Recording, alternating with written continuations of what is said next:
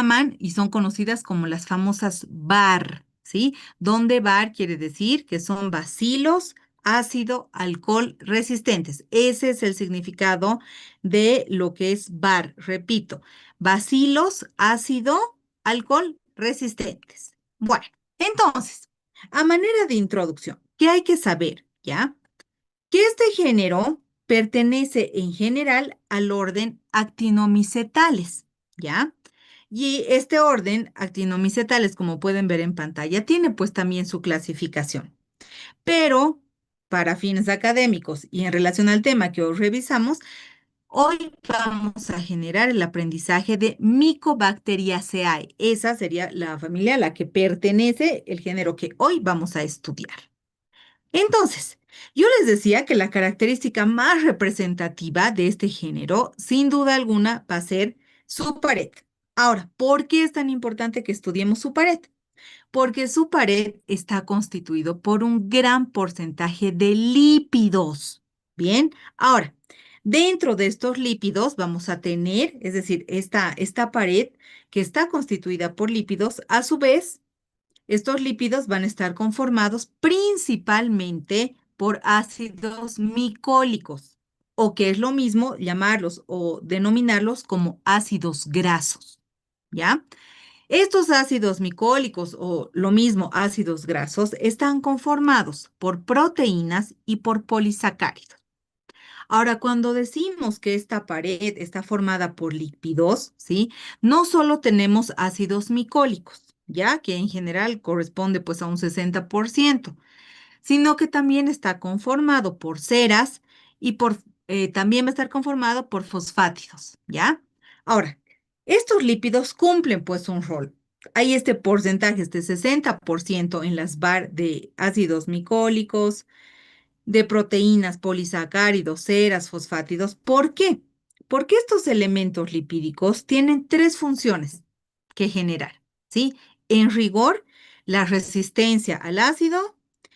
En segunda condición, generar desde ya esta su estructura o esta integridad celular que va a presentar esta pared celular. Y como tercera función, no menos importante, es que, claro, gracias al reconocimiento de estos lípidos, ¿sí? Se van a ir clasificando las distintas especies que pertenezcan a este género. Muy bien, aquí les pongo ciertos esquemas, al igual que lo he hecho cuando hemos aprendido bacterias gram positivas, ahora se las pongo para que se entienda cómo es precisamente, cómo se esquematizaría, perdón, la pared celular de una VAR. ¿Ya? Entonces, en este caso muy particular, estamos viendo cómo se vería una pared celular de Mycobacterium tuberculosis, que es en el que vamos a enfocar nuestro aprendizaje en la clase de hoy. Entonces, si ustedes analizan este esquema, estamos viendo claramente que la bacteria en realidad está cubierta por una bicapa lipídica, ¿ya? Precisamente la misma que va a estar debajo de lo que vienen a ser toda esta composición de peptidoglicanos que se ven acá como banderitas de color verde. ¿Bien? Ok. Ahora, ¿por qué precisamente estas bacterias en especial, estos bacilos ácido alcohol resistente, estos BAR, están constituidos en su pared por gran cantidad de lípidos? Entonces, todas las estructuras, ustedes ya se están dando cuenta, van a tener pues un rol en la bacteria. Cada una de ellas tiene que hacer algo para la bacteria. Entonces, estos componentes lipídicos le van a dar a la bacteria cuatro situaciones muy específicas. Primero, que tengan un carácter hidrófobo, ¿no? Que repelan el agua, quiere decir, ¿no? Segundo, que tengan una gran resistencia a la desecación. Tercero, gracias a esta pared, ¿sí? A esta composición altamente llena de lípidos, es que estas bacterias son muy resistentes a los diversos agentes antibacterianos. Van a ser resistentes a ácidos, van a ser resistentes también a los álcalis. Incluso son resistentes a los detergentes y a los colorantes. Bien, ahora, Dentro del grupo de prácticas, esta semana, para aquellos que han pasado el martes, hemos visto la tinción Ciel-Nielsen, ¿sí? Y esa es la tinción particular que se utiliza para determinar si vamos a encontrar o no Mycobacterium tuberculosis, por ejemplo. ¿Ya? Entonces, por eso, y en correlación con nuestro tema de prácticas, es que estamos generando este tema en la parte teórica. Para los que estaban en el grupo miércoles y que, bueno, por el asueto del Día de la Madre no han llevado la parte práctica, no se preocupen, voy a colocar en nuestro grupo oficial los lineamientos para que también vayan realizando nuestro manual de procedimientos microbiológicos en odontología y no exista, pues, el desfaz, ¿no? En el avance entre ambos grupos, ¿no? Entre el grupo martes y miércoles. Finalmente, como les decía, sí, esta pared, estos componentes lipídicos le están otorgando resistencia a la decoloración generada por la mezcla del alcohol y el ácido. Muy bien, aquí les presento, y lo van a ver también, como les decía, en su retroalimentación de prácticas, cómo se observa Mycobacterium tuberculosis, ¿no? Que básicamente es un bacilo, de ahí el nombre, bacilo ácido alcohol resistente. Muy bien. También, a partir de la práctica, ustedes han aprendido que para hacer la tinción Ciel-Nielsen también se utilizan ciertos colorantes, se utilizan decolorantes y también colorantes de contraste, ¿no? Gracias a ello podemos observar a estas bacterias con esta tinción que se llama tinción Ciel-Nielsen. Muy bien. Otra de las características, hemos dicho, es no solo la presencia de lípidos, ¿no es cierto? Hemos dicho también hay proteínas y las proteínas dependerán en realidad del género al que se presente, ¿no? Y también hemos visto que está constituido por ceras. ¿Y estas ceras qué le van a otorgar a Mycobacterium? Las ceras le proporcionan la sensibilidad a las bacterias, ¿sí? Y la capacidad de que exista también la formación de anticuerpos. ¿Ok? Muy bien. Ahora, los polisacáridos. En realidad, hasta estudios muy actuales, no se ha podido determinar en plenitud cuál es la función, ya así como muy específica de los polisacáridos. Sin embargo, sí se sabe que lo que producen en el paciente es la hipersensibilidad inmediata, ¿ya? En caso de haber algún tipo de infección por esta bacteria. Y que estos polisacáridos también van a tener una reacción directa con los antígenos, precisamente en las personas que tengan alguna infección por este género. Muy bien. ¿Cuáles son las funciones? Estos elementos, como siempre les digo, están ahí porque algo van a hacer por la bacteria. En este caso, ¿qué hacen? ¿Sí? Van a producir la resistencia a la desecación, es decir, esta capacidad de resistir a tensiones ambientales, cambios, ¿no? En la temperatura. Segundo, importante, ayudan en la resistencia a los desinfectantes. Tercero, producen precisamente la resistencia a las defensas por parte del paciente, la persona infectada. Producen también lo que va a ser la resistencia a los antibióticos. Y es importante citar, ¿sí?, que todos estos polisacáridos que estamos encontrando en esta pared celular son altamente específicos, por lo tanto reconocidos también a partir del sistema inmunológico. Bien. Ok, entonces, con esta breve introducción que hemos tenido para el estudio de este nuevo género, que son micobacterias, vamos a revisar ahora un poco más en profundidad Mycobacterium, ¿ya? Pertenece, decíamos, a la familia Mycobacteriaceae. Todo lo que termina en EAE, recuerden que nos está hablando de la familia. Ahora, vamos a hablar de Mycobacterium, pero resulta que Mycobacterium realmente es un género muy amplio, porque entiendan ustedes que va a tener 150 especies estudiadas en la actualidad, de las cuales nosotros vamos a profundizar nuestro aprendizaje en Mycobacterium tuberculosis. ¿ya? Pero también es importante una segunda especie que es el leprae. Entonces, dentro de estas 150 especies que corresponden al género Mycobacterium, ¿qué quiero que recuerden? Que hay dos importantes, Mycobacterium tuberculosis y Mycobacterium leprae. Para nosotros es sumamente importante, sobre todo Mycobacterium tuberculosis. Muy bien, aquí entonces les muestro cómo se vería en una toma de microscopio electrónico. Entonces, claramente por esta forma cilíndrica estamos entendiendo que sí, efectivamente estamos hablando de un bacilo. Ok, entonces, si se pregunta cuál es la morfología de Mycobacterium, pues desde ya sabemos que van a ser bacilos. Son bacilos que tienen la característica de ser bacilos bastante delgados, como hemos visto en la imagen que les ponía hace un par de diapositivas, son, y lo ven también aquí a microscopía, en una microfotografía electrónica, que son bacilos delgaditos, ¿sí? Son rectos, como pueden ver. Y dentro de las particularidades que tienen estos bacilos es, primero, son inmóviles, es decir, no van a tener ningún elemento habitual que les permita el movimiento, ¿sí? Segundo, miren, estos bacilos causan patología, causan enfermedad, a pesar de que no tienen cápsula. Si recordamos nosotros, nuestras últimas clases y varios temas previos también, nosotros decíamos que la gran mayoría de las bacterias que tienen este elemento no habitual llamado cápsula son precisamente los que generan enfermedades, ¿verdad? Patologías.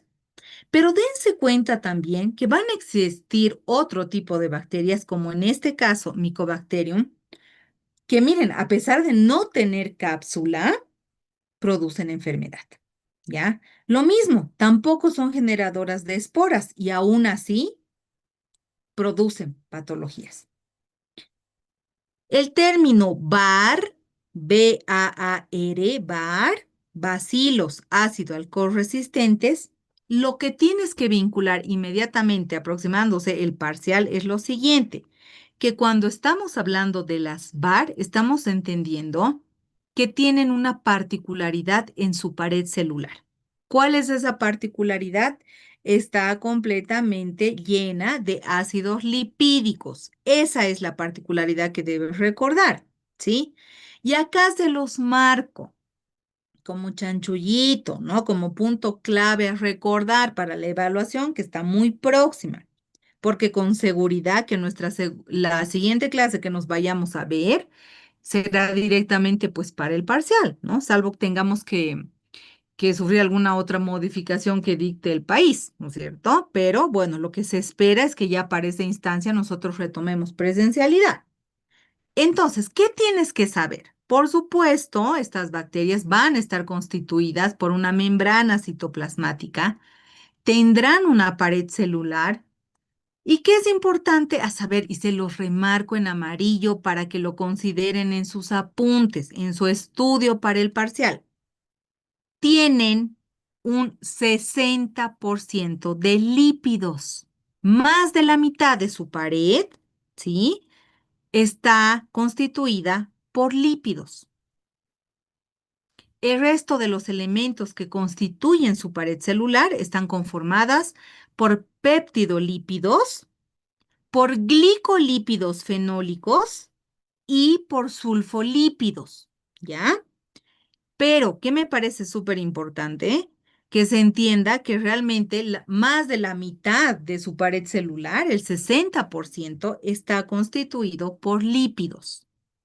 Ahora, aquí les pongo otro esquemita para que se entienda que realmente la capacidad o el contenido de estos ácidos micólicos pues es bastante abundante en una bar. Ahora, ¿cómo es su metabolismo? ¿Cómo va a ser su cultivo?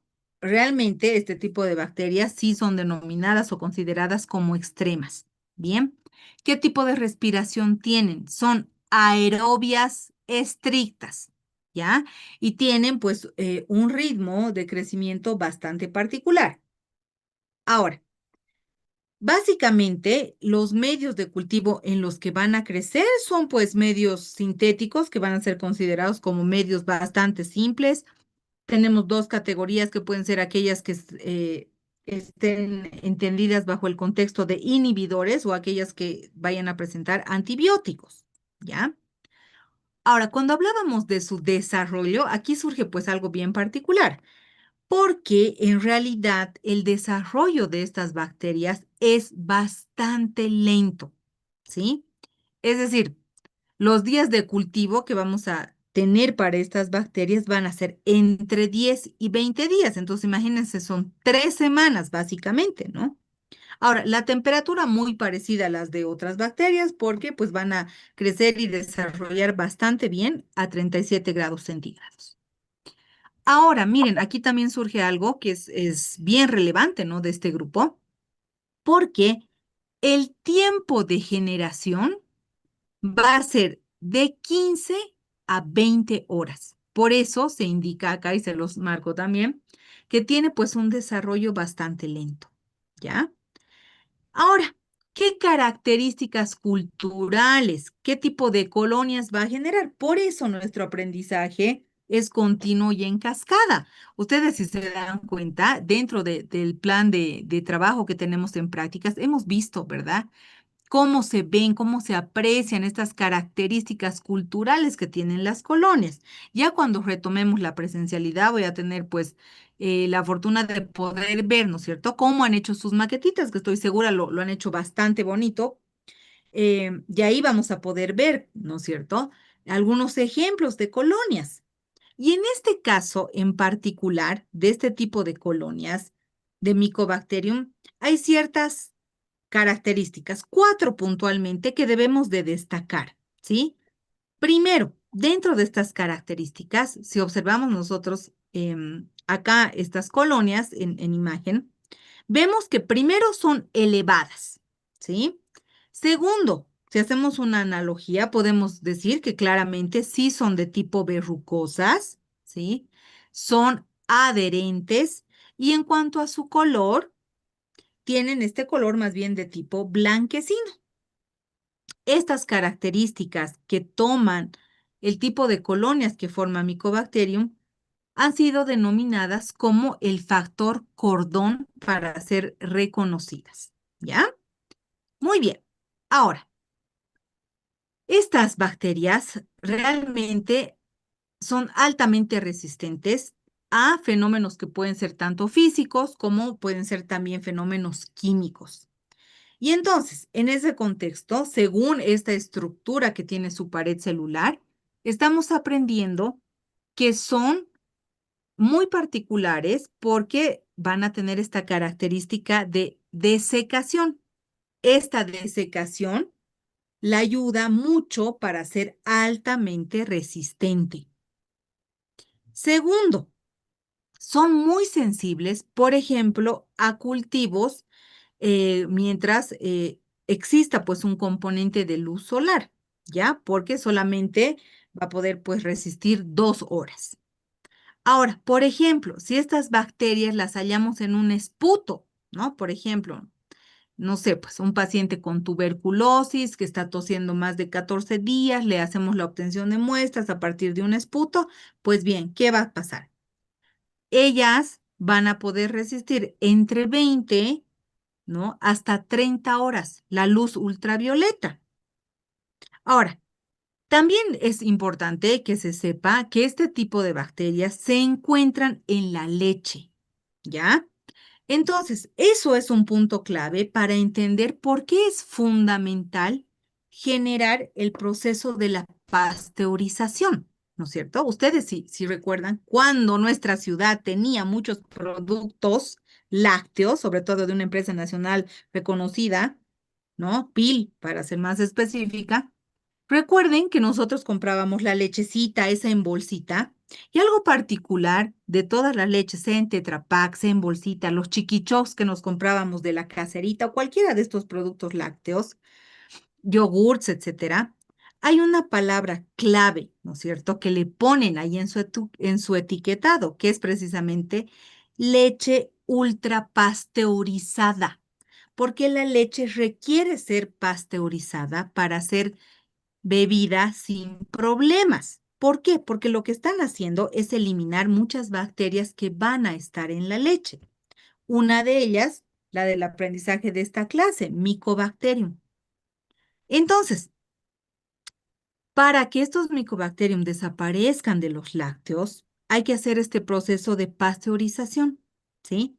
Si hacemos la pasteurización a 62 grados centígrados, esta pasteurización deberá realizarse por 30 minutos.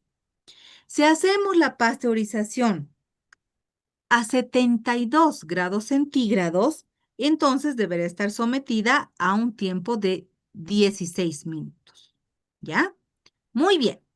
Entonces, hemos dicho, sí, son extremas, altamente resistentes. Perfecto, hemos visto algunas de las resistencias que genera. Pero ahora veamos también que su resistencia se va a dar pues también a desinfectantes. ¿A qué tipo de desinfectantes? Para ser más específicos. Al formaldehído, al glutaraldehído, al fenol, al etanol, al hipoclorito, que nosotros usamos mucho hipoclorito de sodio, hemos aprendido que es uno de los elementos que nos sirve muchísimo en la odontología, ¿verdad? Ok. ¿Y esto por qué? Pregunta de parcial. Podría ser, ¿no? ¿Por qué las bar son altamente resistentes a los desinfectantes? Porque han generado la hidrofobicidad. ¿Por qué? Porque tiene características particulares, ¿no es cierto? En su pared, ¿ok? Entonces, estamos lanzando aquí algunas preguntitas que pueden estar en nuestro parcial, ¿no es cierto? Abigail, ¿puedes apagarme tu micrófono? Y lo mismo, Marlene, por favor, escucho algunas interrupciones. Por favor, Abigail y Marlene me tienen encendido su micrófono. Por favor, si lo pueden apagar. Muchas gracias, Abigail. Te agradezco. Y Marlene, por favor, si puedes apagarme tu micrófono. No sé si Marlene me escucha, pero a veces escucho ahí una vocecilla. No sé si era ella o Abigail. Bueno, si me escucha, por favor, le voy a pedir que me... Bueno, ya le he tenido que silenciar. Ok, sigamos. ¿Por qué son resistentes a los desinfectantes? Porque gracias a su pared celular han desarrollado la capacidad de hidrofobicidad. Eso hace que sean altamente resistentes a los desinfectantes. Muy bien. Muchas de sus estructuras hemos dicho que están vinculadas también a lo que es ser parte de sus estructuras antigénicas. Y obviamente cuando hablamos de estructura antigénica y estamos entendiendo que es una situación bastante compleja, pero yo nada más quiero darle los puntos claves de esto. No vamos a entrar en mayor detalle, pero esto es bien importante. La estructura antigénica que va a presentar Mycobacterium se debe a una proteína que se llama la proteína TS, ¿ya? Se llama proteína TS, está vinculada a lo que es la tuberculina, que es una prueba que se hace muy específica de este grupo bacteriano, y también a estas proteínas que se denominan las PPD, ¿ya? Que quiere decir que son, o traducido al español, precipitación de proteínas. Entonces, nada más para no complicarlos mucho, cuando se habla de esta estructura antigénica, hay que reconocer que la estructura antigénica se ha generado por proteínas que se denominan proteínas TS.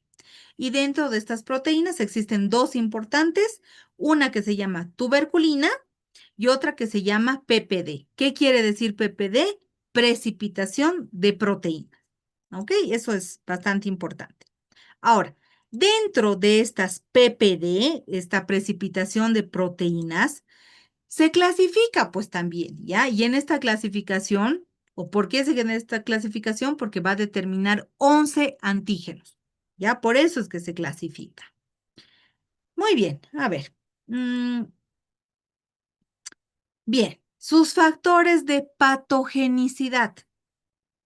En realidad se sabe que estos factores de patogenicidad de Mycobacterium son poco tóxicos, ¿ya? Porque no son sensibilizados. ¿Qué quiero decir con esto? ¿Ya? Quiero decir lo siguiente. Mycobacterium no va a poseer, es decir, no tiene endotoxinas, no tiene exotoxinas y no tiene enzimas histolíticas. Por eso, aquí se los pongo, son poco tóxicos. Sin embargo, sus factores de virulencia van a estar vinculados a dos situaciones, ¿sí? A su alta capacidad de multiplicación y también a que son intracelulares. Entonces, si bien son bastante poco tóxicos, o sea, tienen muy poquita toxicidad porque no tienen endotoxinas, exotoxinas o enzimas histolíticas que ya hemos ido aprendiendo que son características propias de generar toxicidad. Sin embargo, esto se compensa con ciertos factores de virulencia, como por ejemplo la multiplicación y tener esta capacidad de ser intracelulares. Muy bien, entonces, con estos datos podemos empezar precisamente a hablar y sumergirnos en este tema tan importante que es la tuberculosis humana. Vamos a definir, ¿no? Como todo lo que hacemos. La tuberculosis humana es sin duda alguna una enfermedad infectocontagiosa. Esta enfermedad, por el tiempo de evolución, es considerada como crónica. ¿Y quiénes causan la tuberculosis humana?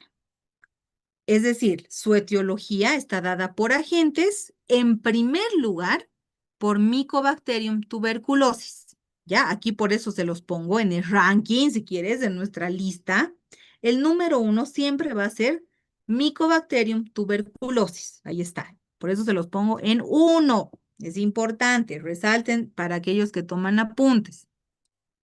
Sin embargo, hay también otros agentes etiológicos que pertenecen, ¿no? a este género, Mycobacterium bovis, Mycobacterium africanum, Mycobacterium microti. Pero repito nuevamente, dentro de estas especies, la más importante es Mycobacterium tuberculosis.